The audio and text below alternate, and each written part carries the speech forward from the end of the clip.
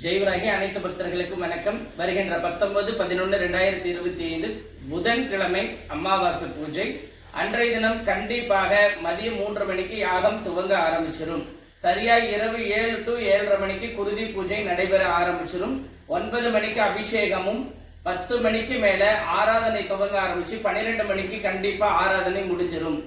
என்ன காரணம் அப்படின்னா அமாவாசை திதி கம்மியா இருக்கிற சூழலும் மற்றும் நேரங்கள் குறைவாக இருக்க சூழல் காரணமா கண்டிப்பா நடைபெற ஆரம்பிச்சிடும்.